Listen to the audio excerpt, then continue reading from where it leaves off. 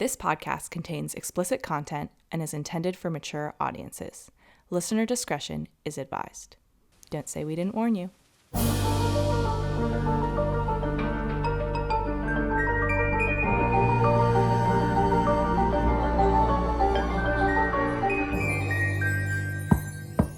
Hi, my name is Madison, and you are listening to Who's Knocking, a true crime podcast. You can probably hear in my voice, but I am unwell. I'm very unwell. I feel like garbage, but we're just going with it. Hopefully Aiden can cut out any nastiness.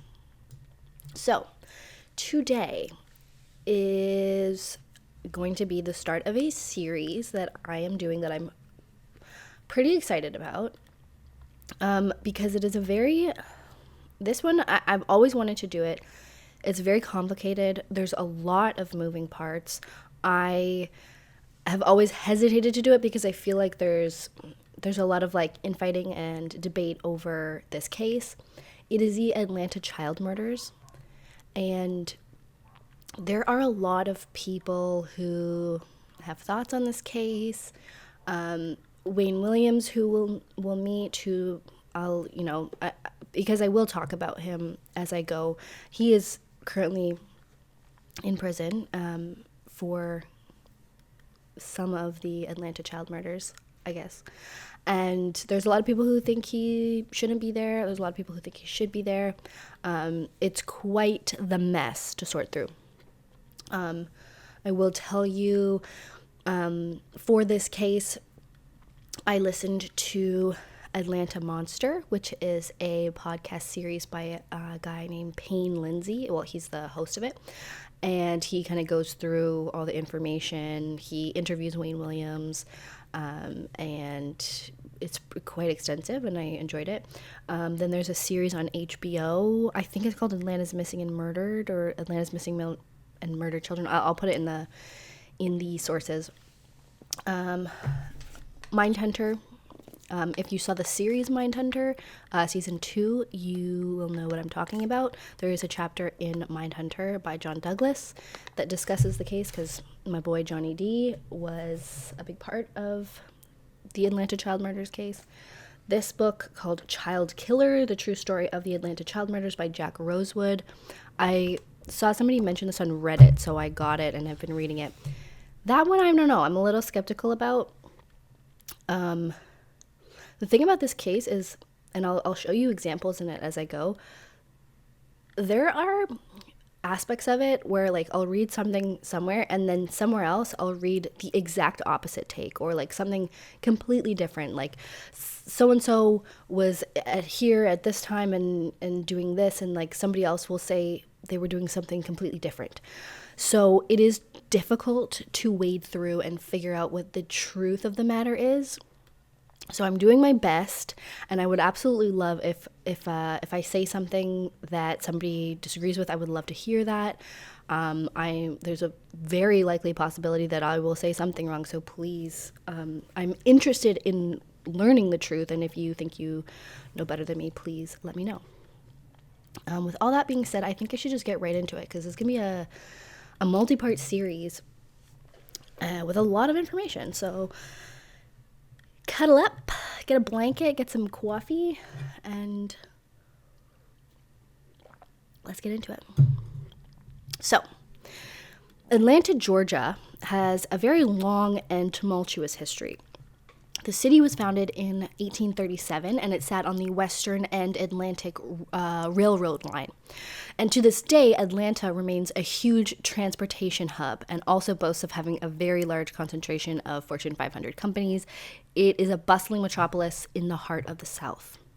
So especially given its context of being in the South, it's kind of the main city of the South.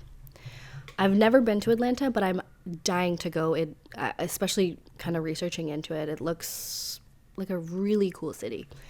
The huge difference between the U.S. and Canada, I live in Canada, by the way, if you didn't know, America just seems to have so many, tier 2 cities that are, awesome and, have a completely different culture of their own and, are like big cities. In Canada, we have like two and a half big cities. And so there's like so many different places in the US to visit if you're interested in cities. Anyway, so in the 60s, Atlanta was the cultural center of the civil rights movement, home to Dr. Martin Luther King Jr., who kind of led the civil rights movement as we know it. His legacy is still very present in that city. Atlanta is rich with civil rights history. It has a bunch of landmarks and monuments in honor of that time. Some of these landmarks include the Ebenezer Baptist Church, which was Dr. King's church, that also held his funeral. The King Center, the Jimmy Carter Presidential Library and Museum, the Margaret Mitchell House, and that's just a few I was looking into. There's quite an extensive list. It's clearly like, it could be a reason that you'd go there, to visit those things. So during its big boom in the 60s, following the biggest civil rights movement in America, the city of Atlanta began to call itself the city too busy to hate. That was like their slogan. And it kind of tried to embody like, look, we don't need racial tensions here because we're moving, we're grooving, we're growing. Atlanta was growing up and it was becoming one of, if not the economic hub of the South. Although race relations were kind of weak, it was probably the best place to be for Black people in terms of opportunity. Atlanta has 4 very successful, historically Black colleges. It's friendly to Black entrepreneurs and had a lot of great jobs. So again, not saying things were hunky-dory between whites and Blacks. Like the KKK was alive and well. You would see Confederate flags every which way. Things were not great, but of the South, it was definitely the best. And you, as a Black person, could go there and make a life for yourself. You could go to university. You could get yourself a job and live comfortably in Atlanta without as much trouble as anywhere else, probably in the South. Atlanta, Georgia, 1979 was a growing city. It was beginning to thrive. The population was largely Black. What was different about this population of people compared to any other time in history was that the young adults were the first generation to have gone through school post-segregation and gone on to join the workforce. So this was like the first generation of people to have had desegregated schools their entire lives, maybe not their entire lives, but for a large portion of their lives, and gone on to work. Not saying anything specific about it, but that was the case. There was still a lot of separation and general racism. Blacks and whites did not mingle. They were very separate. Just outside the city, it was full of Black and white poverty, separate of course. As I just said, the Klan was around. It was alleged that it kind of had just phased out, but there had been a lot of Klansmen in the police force. It was only kind of post-civil rights movement that Black police officers were allowed to arrest white people. Before they were not. So it's coming off of quite the history of segregation and like a 2-tier situation where white people were well above Black people. And this is like the first generation of people who are kind of shedding that. Are they finished shedding it? Oh, but they're starting to. But Atlanta did have a very large Black population with many prominent Black leaders.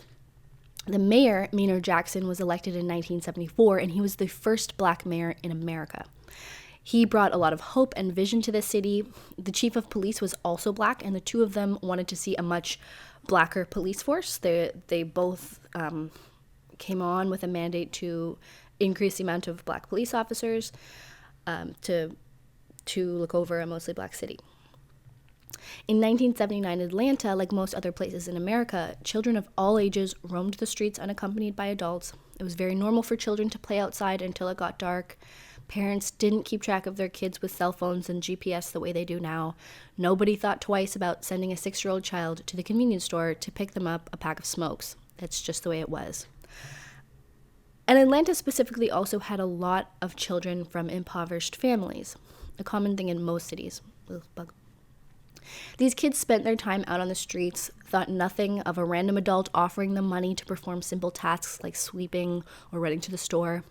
Unfortunately, it was also common for adults to ask children for more than favors, especially in poor communities.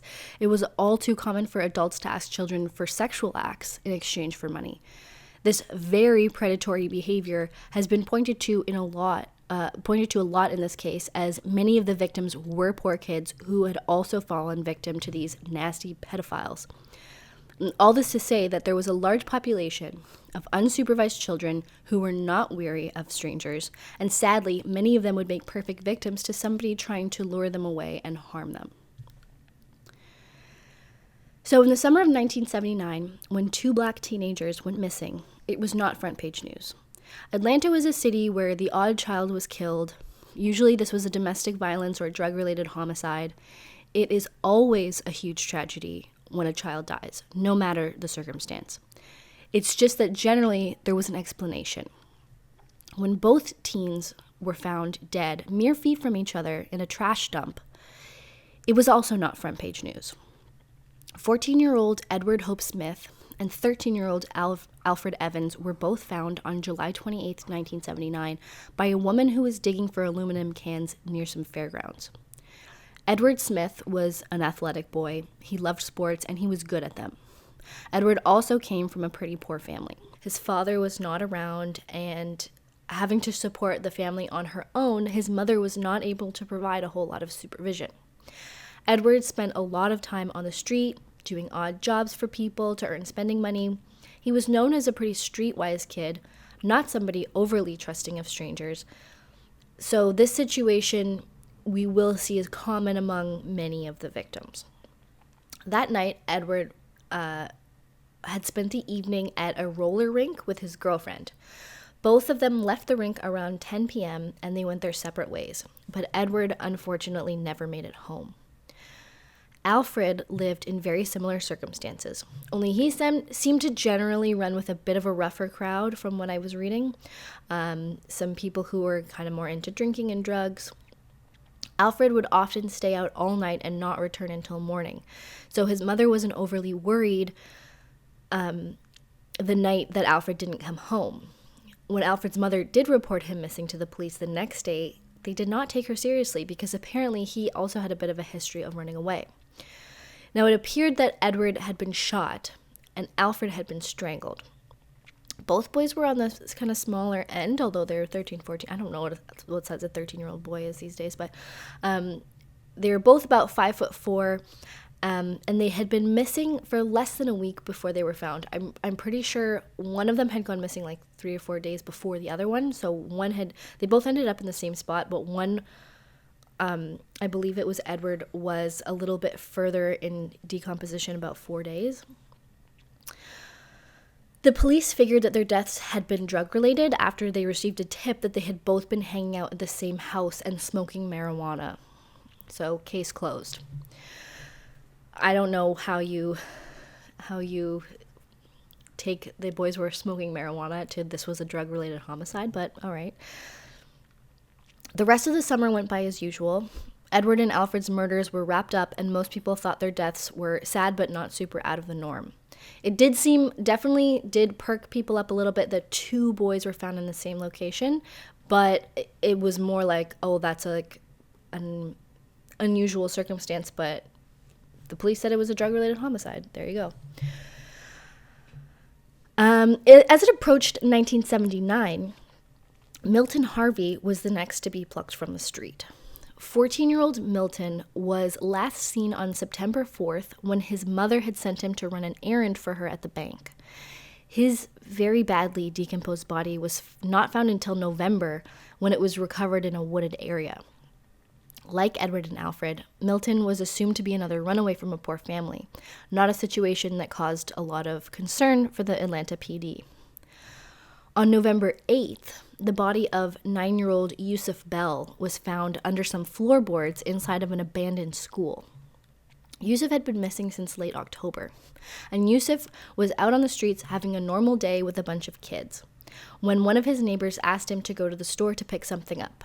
And Yusuf lived in like kind of a housing project, definitely kind of a rundown housing project. I believe his mother actually said that he was barefoot at the time. He barefoot went to the store.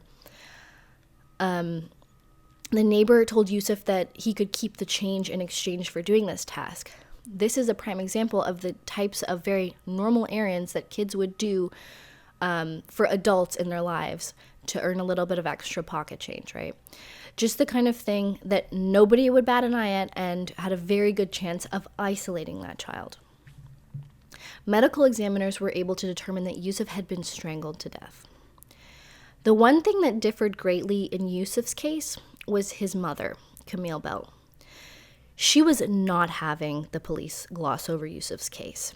She knew that something was not right. There was no way her 9-year-old son had run away or gotten involved in drugs. So when the police tried to brush her off, that simply did not work. It began with Camille's pleas to the media and the police. And eventually, the community as a whole began to recognize that there was a little bit of a pattern going on. Serial killers were a very new phenomena at the time, and we did not understand them the way that we do now. But I think it was around this time that people started to suspect that someone, or perhaps a racist group of people, were targeting Atlanta's young black boys. After Yusuf's death, things slowed down a little bit. The dead of winter did not bring about more bodies. Camille was still pushing for the police to figure out what happened to her son, but the police did not have a whole lot to go on, apparently, according to them.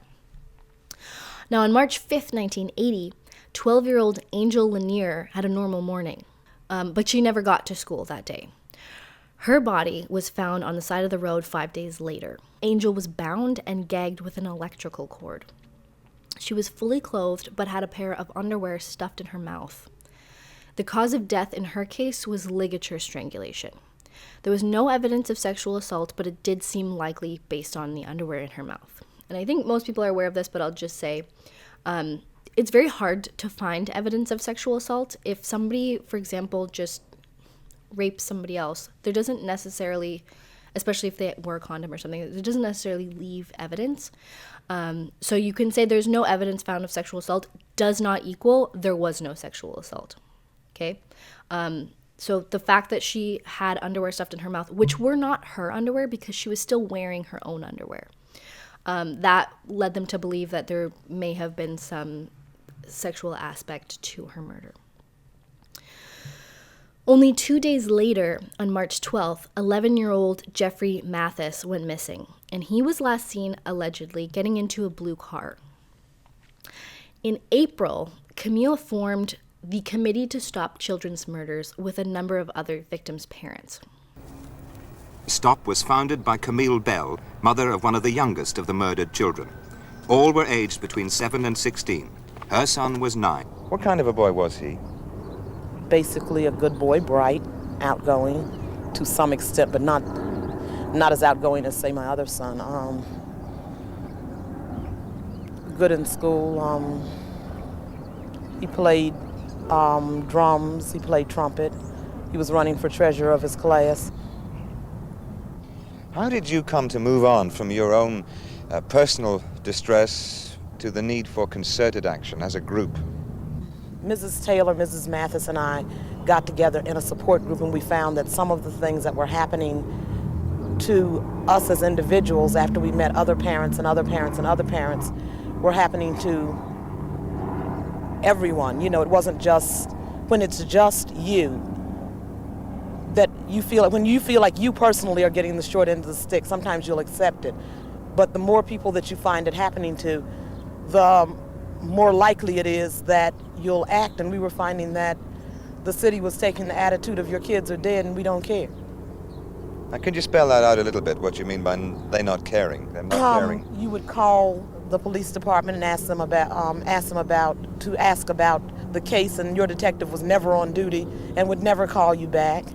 No one was warning the city. There were 10 children dead before we finally got the city to even tell other people that anything unusual was going on.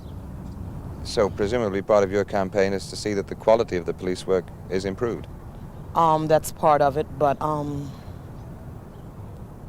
hope that we can get that done is not very great. What we're hoping for right now is that some of the private detectives and private people out doing a little looking around will stumble up on it and be able to convince the task force, once they do, that this is what's happening.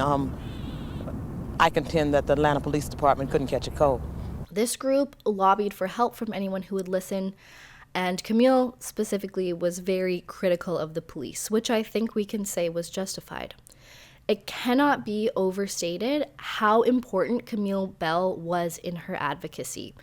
I think it's arguable to say that it was her who really pushed the fact that there was a pattern going on into the mainstream. I think this would have taken a lot longer had she not pushed so hard. And I understand why she was doing that. It's very admirable in my opinion. She was very unsatisfied with the understaffed missing persons department at the Atlanta PD. She really put together that there were other missing kids who disappeared in a similar way to Yusuf. She knew that they were going to get people, if they were going to get people to care, that they really had to see the grieving parents in the media.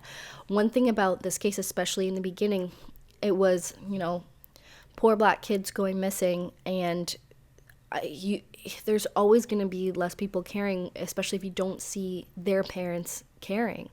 Not to say that these kids, their parents cared or didn't care. I think you see a big range of that throughout this whole situation. But she knew crying parents needed to be on the news for people to give a shit.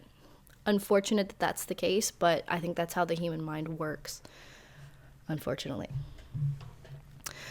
You need to really be able to see what it is and feel it emotionally for you to really care. So seeing the parents missing their children like that, I don't know about you, but that definitely is something that pulls at my heartstrings. It's hard to in the abstract be able to really understand and really empathize with the situation. I hope that makes sense. Camille was the one to get the media attention. She was the one at the mayor's office demanding to see him constantly and telling people of Atlanta what was going on. But despite her and her group's efforts, another victim was found on May 19th, 1980, and this was 14-year-old Eric Middlebrooks.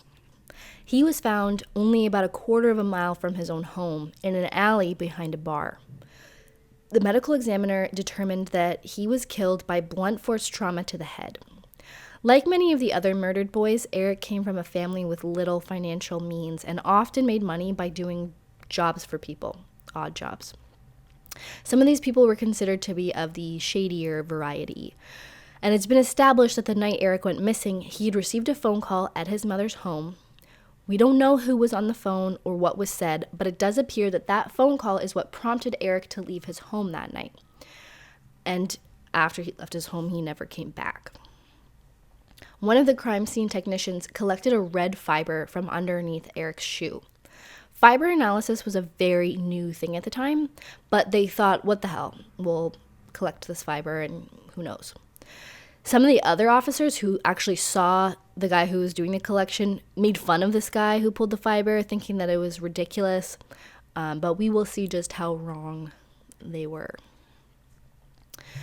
And then there was 12-year-old Christopher Richardson, who went missing after heading to a local pool.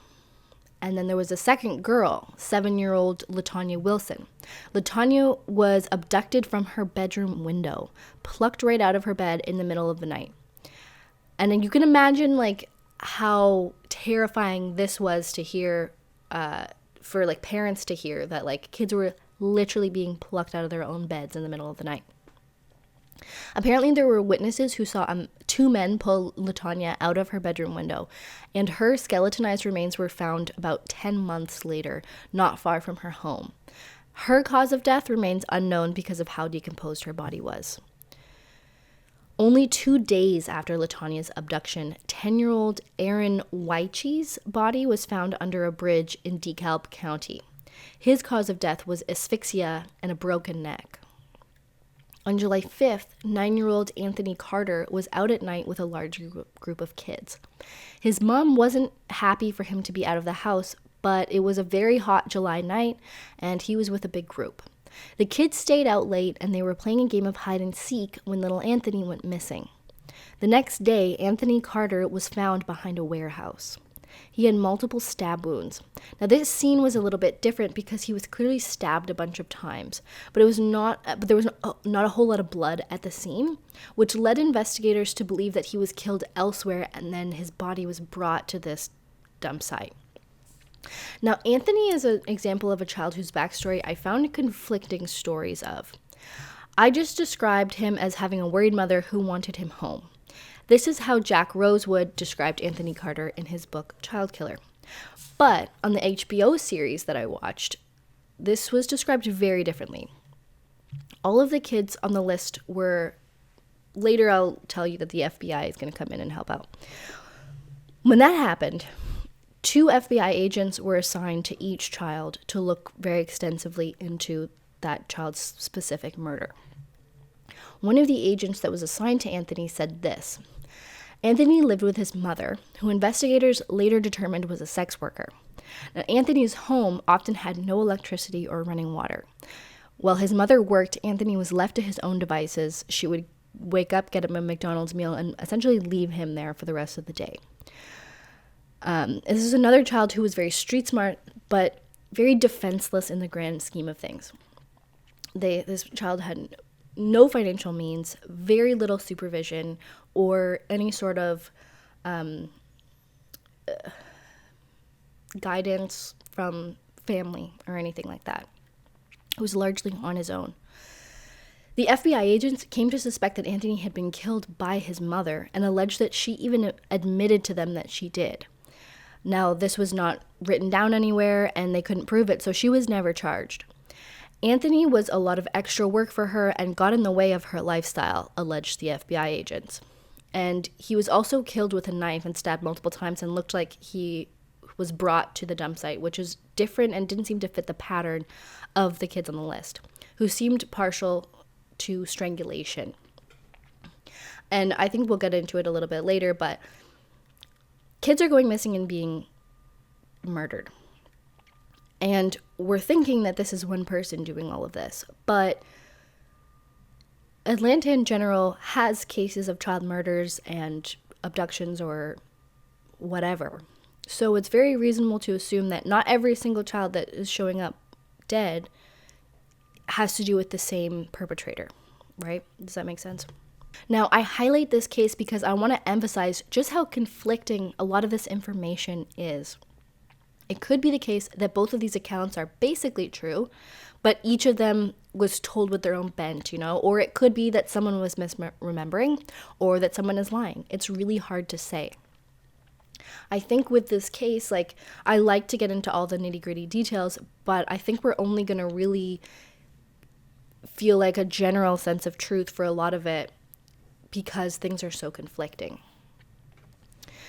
But we'll see.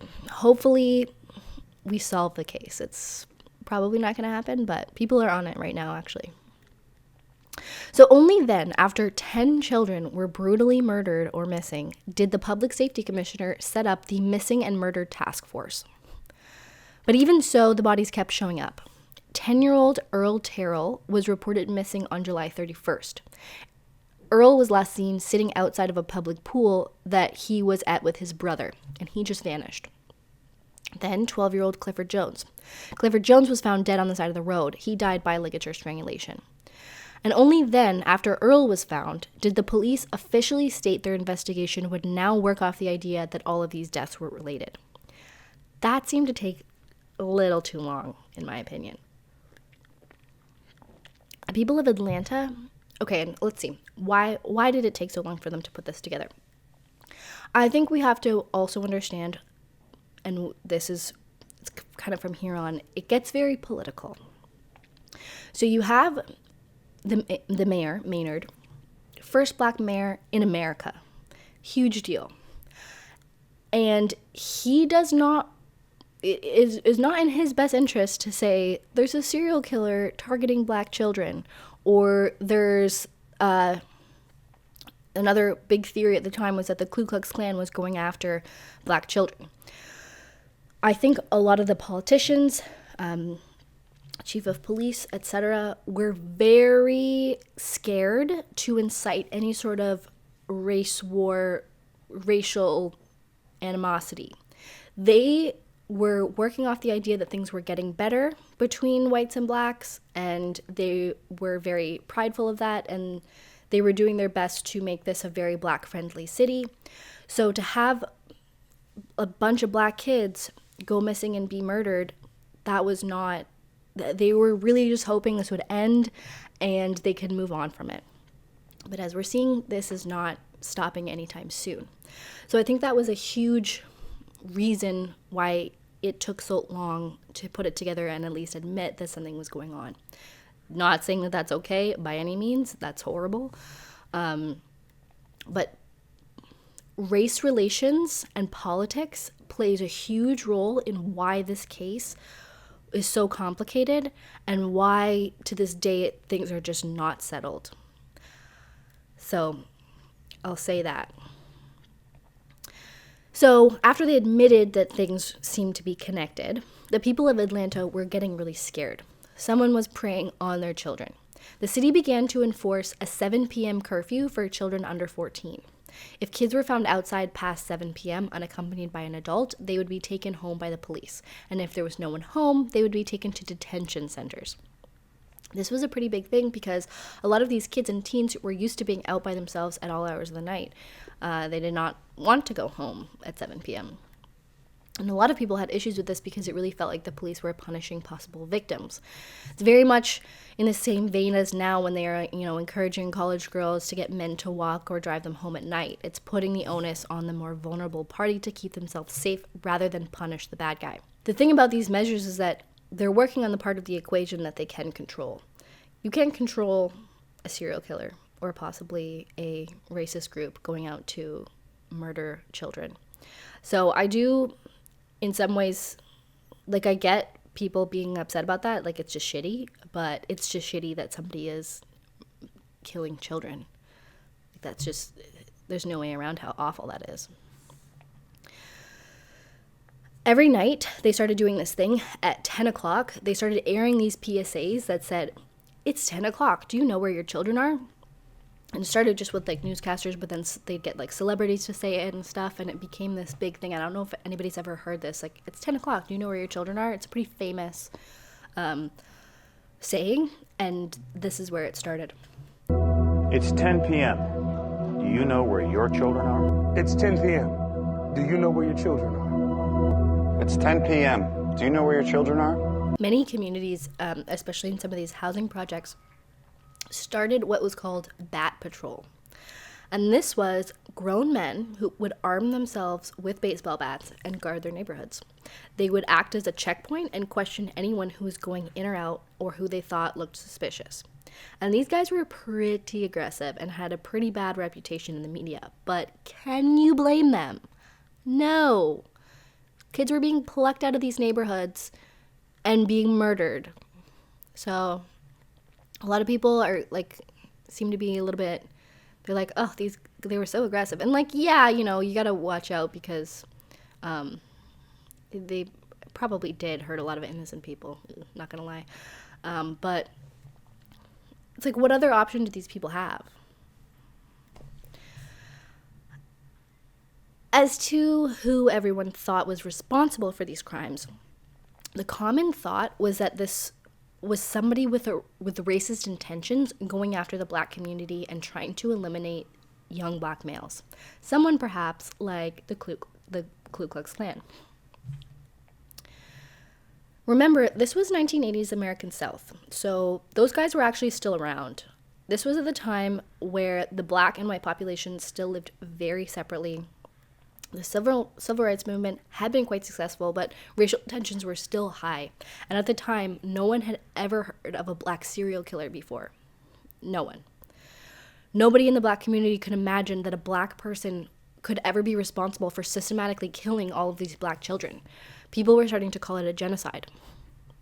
But other than thinking that this was racially motivated and starting to monitor the Klan, the police were still at a loss. The FBI had been consulted, but they didn't have any jurisdiction over this situation, as so far no federal crimes had taken place.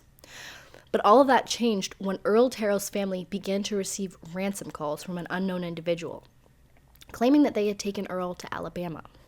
This meant that the potential kidnapper had crossed state lines, giving the FBI jurisdiction.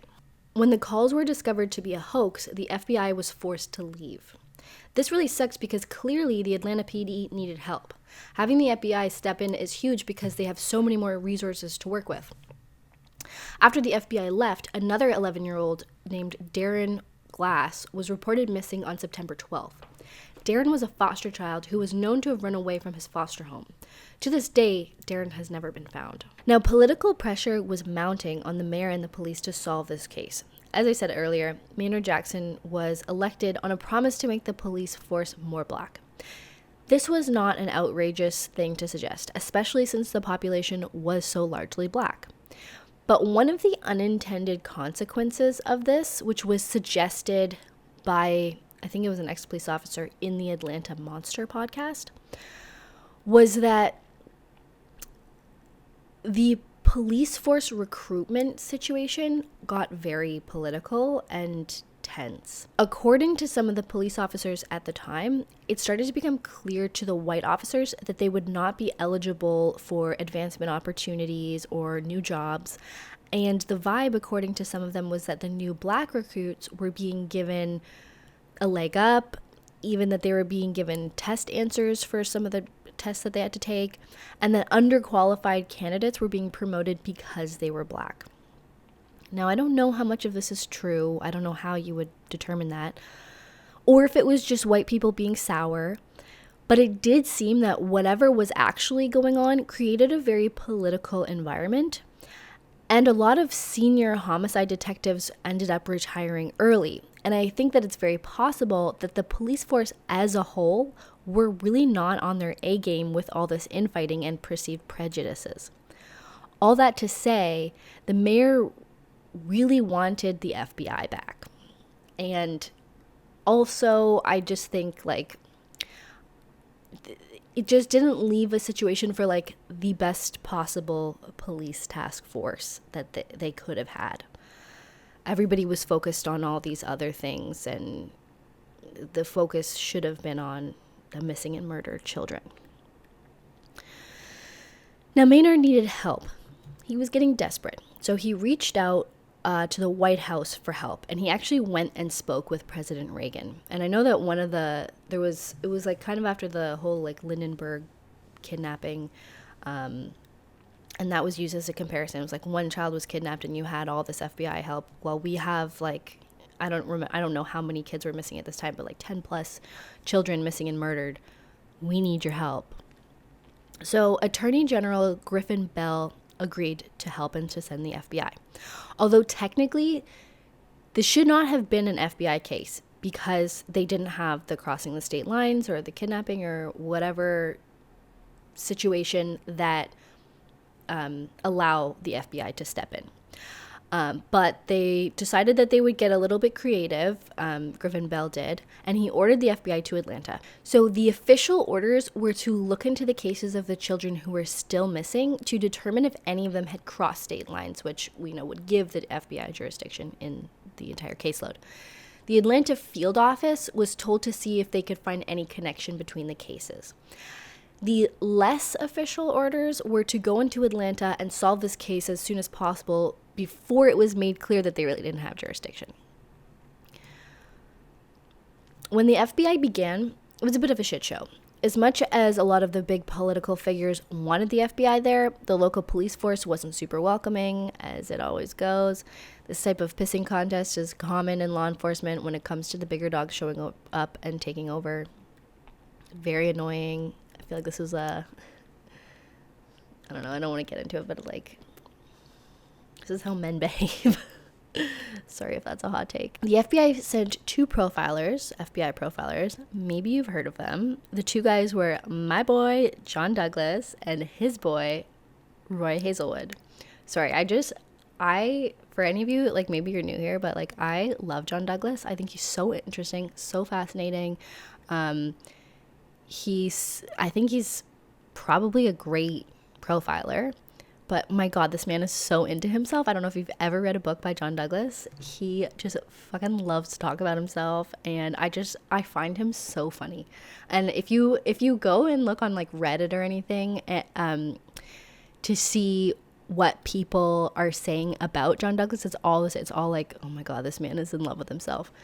And it's a very like, he seems like quite a brilliant guy, but like he's just really obsessed with himself. Roy Hazelwood, I know a lot less about. I have a book of his, but I haven't read it yet. Anyway, and profiling is such a fascinating topic. There's a lot of debate about it here online. I think profiling is a like legitimate thing. The problem with profiling, in my understanding, is that you have to rely on all the evidence you have and the crime scenes in order to determine a profile, right? But if anything within that data that you're collecting is incorrect, it can lead you to make a profile that is like completely the opposite or just very different than what the true facts would lead you to, if that makes sense. Like, say you have a crime scene where or say, okay, for example, say you have eyewitness testimony saying that they saw a person who was 23 years old or around 23 or whatever, a young person, and it turns out that was incorrect information, but yet they use that in the profile. It could throw off every other aspect of the profile. You know what I mean? Like the profile is only as good as the evidence you have to work with. Okay? I hope that makes sense. You guys, I'm really ill right now, so please excuse my extreme brain fog.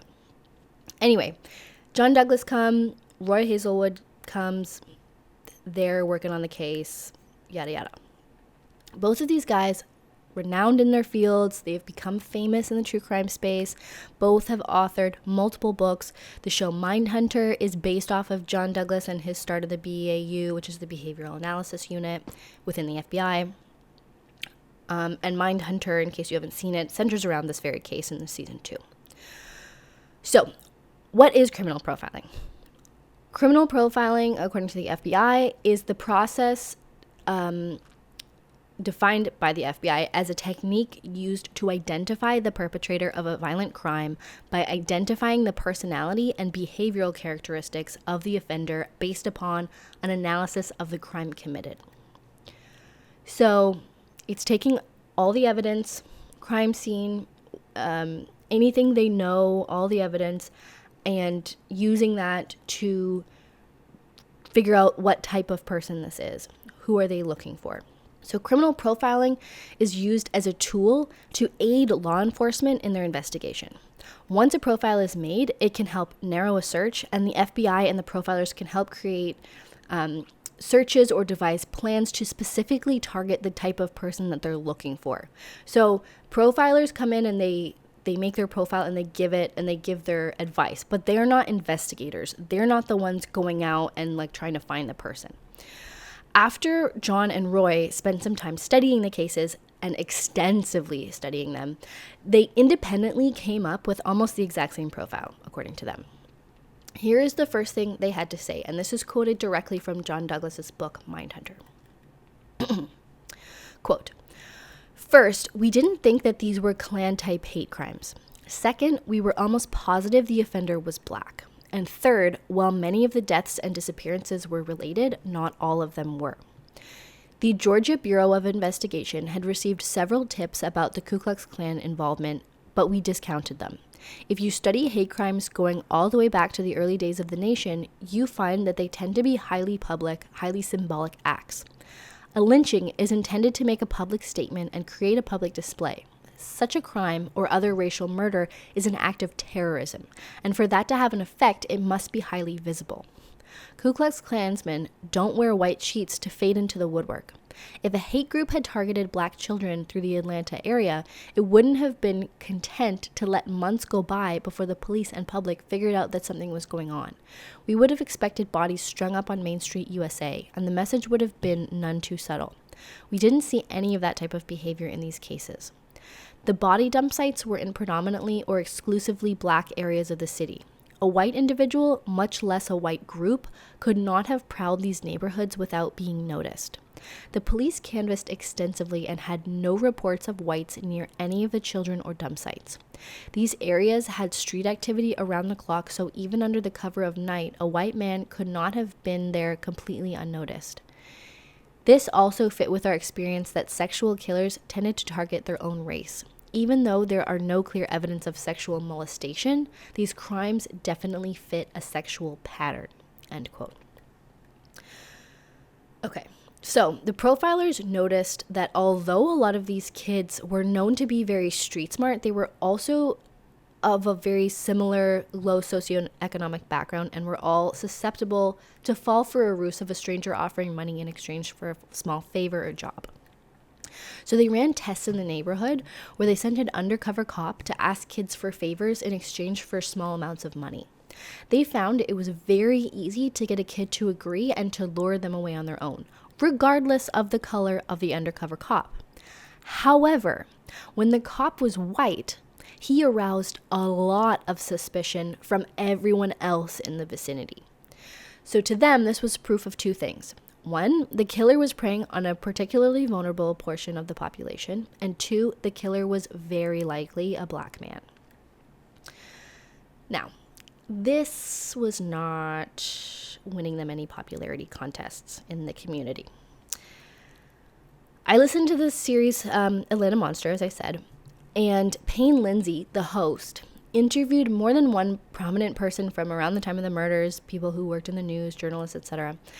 And to this day, there are a lot of people who think not only that it was wrong, but that the FBI should at least not have ruled out a white perpetrator. The FBI contends that they did not rule out a white perpetrator, but just that they felt they had sufficient evidence to veer the investigation in the direction of a black perpetrator. I don't know who's right. I don't like to take any of these people at face value. I'm just saying what they said. Now, the profilers also figured that there were a few cases on the list of victims that were not related. Remember, like I said before, it's like they're just putting every kid who shows up dead on this list. It's very likely that just other murders happened to have happened, but they were thrown on the list.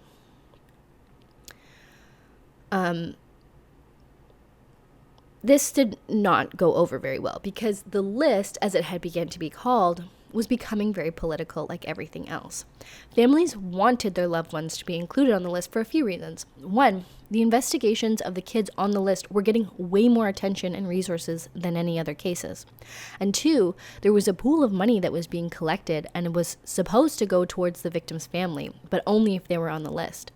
There were a lot of celebrities who were donating money. There was a huge pot. Interestingly, to this day, nobody knows what happened to that money.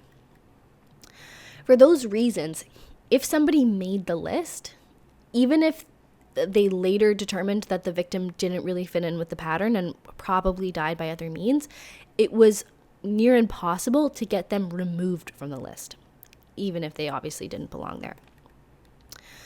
And just saying, it's very understandable from the victim's family standpoint why you would want them to remain on the list. I would.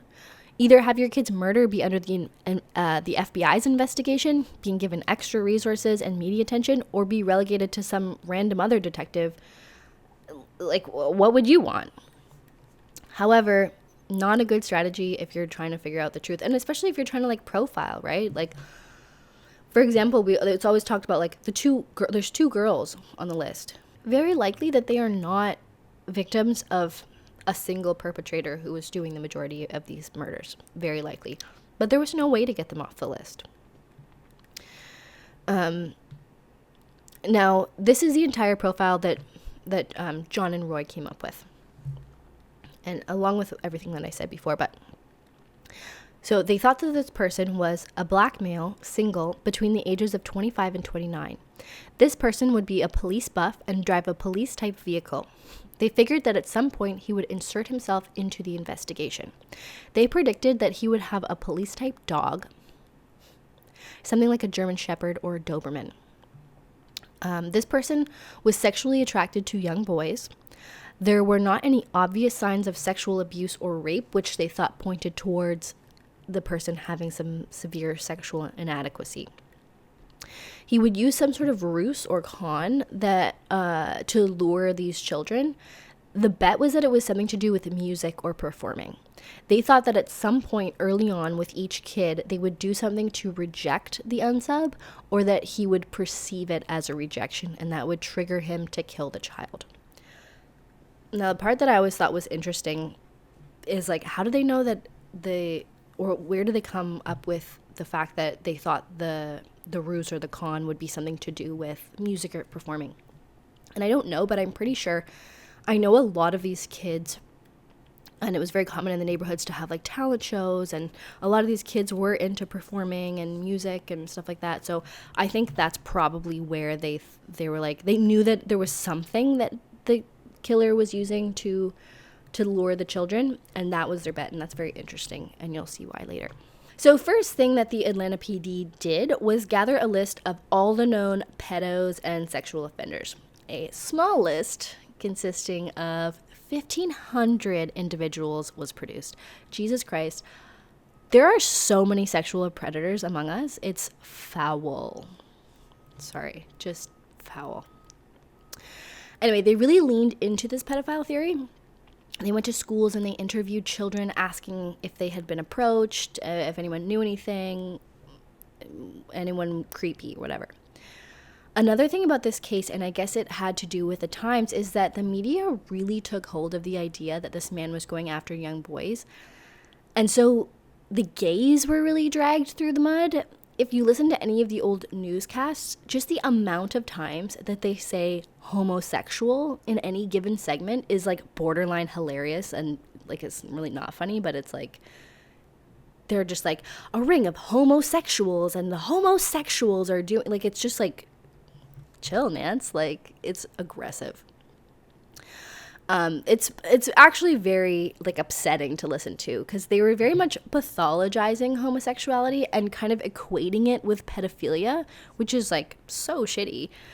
And especially because it's assumed that this predator was a man and that he was going after young boys, so he's a pedophile and he was gay.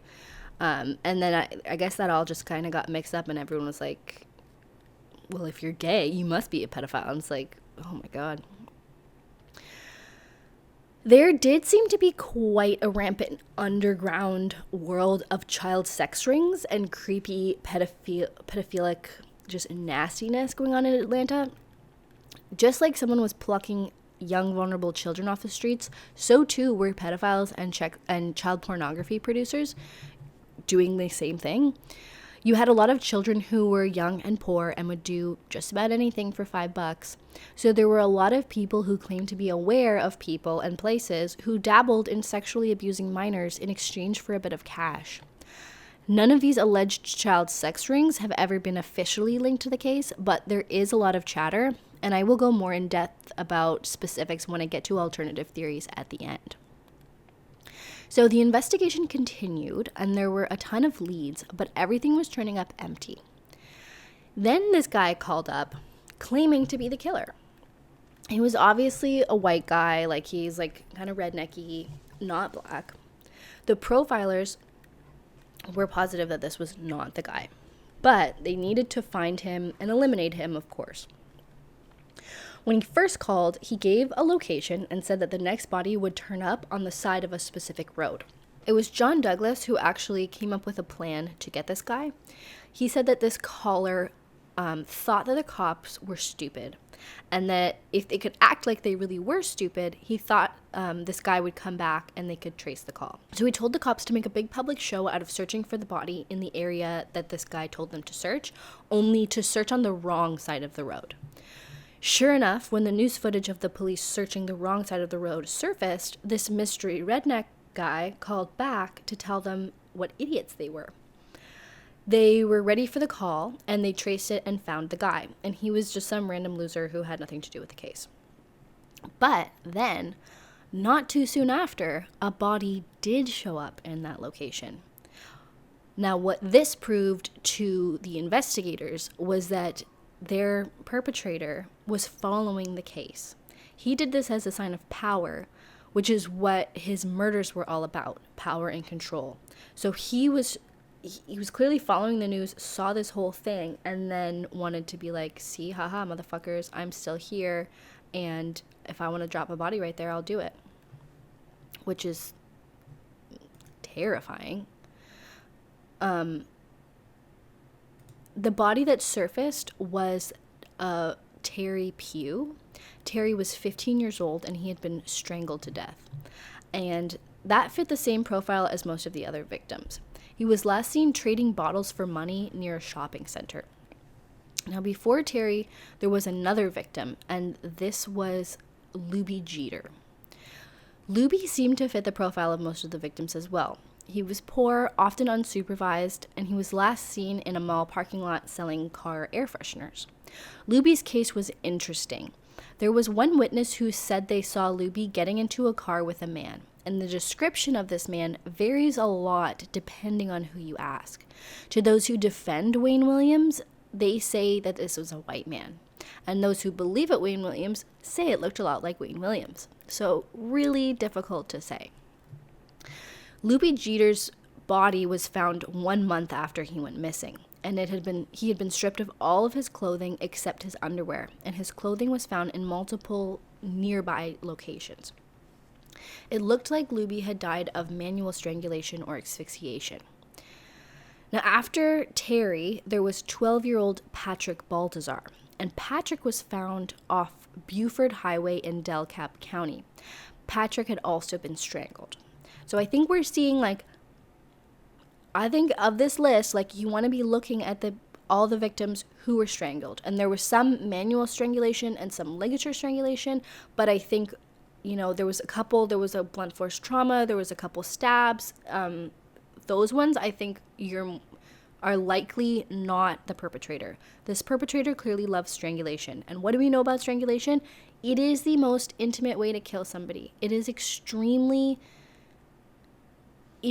feeling somebody's life drain with your hands. It's intimate, which goes towards, I think, a sexual motivation. But this is just me, a random layman, saying this shit, so I'm not a doctor. Anyway, for the last 5 or so victims, the investigators had been collecting fiber and hair evidence. And though it was a new science, they were actually seeming to find a pattern. There was this very unique green carpet fiber found on many of the victims, as well as dog hair. Unfortunately, the forensic findings began to be discussed in the media. And after their findings went public, the offender began to change something about the way that he began dumping bodies. And that's where I will get to it in the next episode. I think if you're familiar with the case, or if you watch Mindhunter, you might know what I'm going to say, but I'll just leave it to next week. So, yeah, that's where we're going to end it. So we see that this person or somebody, or it could have been a group of people, we don't know, were going through and systematically kidnapping and murdering Black children and kids and teens. At this point, they have not ruled out any of, they have this list, and they're really not taking people off the list yet. I know that John Douglas was trying to say, hey, look, this kid, and this kid, I don't think that's the same perpetrator, but that his wanting to do that didn't get them removed from the list, but I think he and Roy made their profile based on the kids who they thought should be on the list, and kind of left out the kids that they didn't think would be on the list. It's political. It is very emotional. And unfortunately, I think a lot of decisions are being made without like a political or an emotional aspect to them, which is just not conducive to seeking truth. And we'll get more into that next week. I'm kind of going through this in real time. So if you have questions or if you think I've left something out, please comment and then I can address it in the next episode. You'll only be able to do that for a few days because I'm going to start doing the next episode soon. But I would love, and please tell me if I've said something that is wrong. I have been taking information from so many different sources, so very open to the possibility that I have said something wrong. Please, I would love it if it was like a conversation. Yeah. So you can reach out to me on Instagram at Who's Knocking Podcast, Twitter at Who's Knocking Pod. Email me, hello@whosknocking.com. Sign up for my newsletter. You can do that at grimweekly.com. And please stay safe out there because you never know who's knocking.